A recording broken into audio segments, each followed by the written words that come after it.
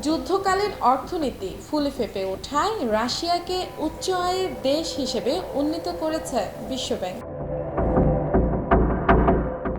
যুদ্ধকালীন কর্মকাণ্ডের জন্য রুশ সামরিক পণ্য ও পরিষেবার চাহিদা বাড়ায় রাশিয়ার অর্থনৈতিক প্রবৃদ্ধি ঘটেছে, যা দেশটির বেশ কয়েকটি খাতের উল্লেখযোগ্য উন্নতি ঘটিয়েছে। 2022 সালের ফেব্রুয়ারিতে ইউক্রেনে হামলা চালানোর পর থেকে গত 2 বছরে বিভিন্ন নিষেধাজ্ঞার প্রভাব কাটিয়ে নিজেদের অর্থনীতিকে আরও চাঙ্গা করে তুলেছে রাশিয়া। দেশটির যুদ্ধকালীন অর্থনীতি এতটাই ভালো অবস্থানে আছে যে বিশ্বব্যাংক রাশিয়াকে উচ্চ আয়ের দেশে উন্নীত করেছে। বিশ্বব্যাংকের অর্থনীতিবিদদের একটি প্রতিবেদনে বলা হয়েছে, রাশিয়াকে উচ্চ ও মধ্যম আয়ের দেশ থেকে উচ্চ আয়ের দেশ হিসেবে উন্নীত করার ঘোষণা দিয়েছে বিশ্বব্যাংক। বিশ্বব্যাংকের অর্থনীতিবিদরা তাদের প্রতিবেদনে লিখেছেন, 2023 সালে রুশ সামরিক অভিযান বৃদ্ধির ফলে দেশটির অর্থনীতি ব্যাপক হারে প্রভাবিত হয়েছে। গত বছর রুশ নাগরিকরা মোট জাতীয় আয়ের ভিত্তিতে জনপ্রতি $14,250 উপার্জন করেছে।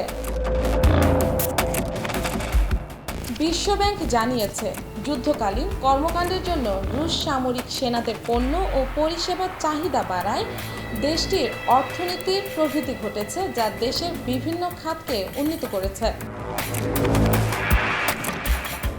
রাশিয়ার বাণিজ্য গত বছর প্রায় 7% বৃদ্ধি পেয়েছে।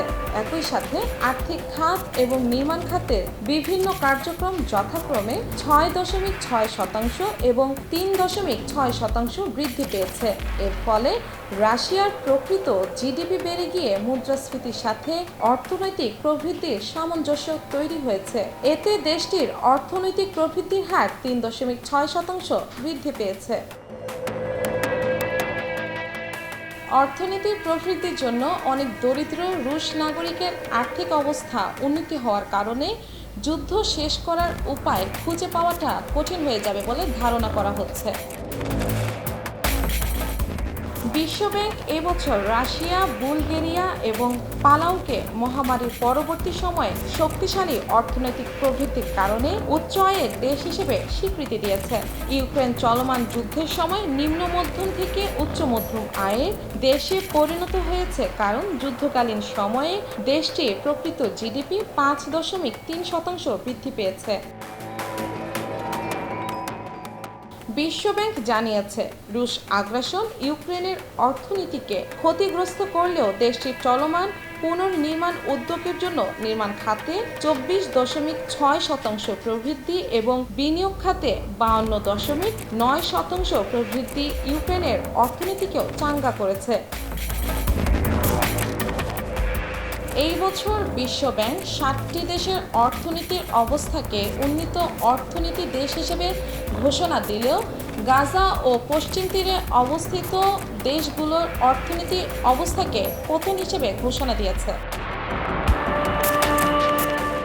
বিশ্বব্যাংকের প্রতিবেদনে বলা হয়েছে, পশ্চিম তীর এবং গাজা উচ্চ মধ্যম আয়ে পরিণত হয়েছে, কারণ ইসরায়েলের সাথে সংঘাতের কারণে তাদের অর্থনীতি ক্ষতিগ্রস্ত হয়েছে।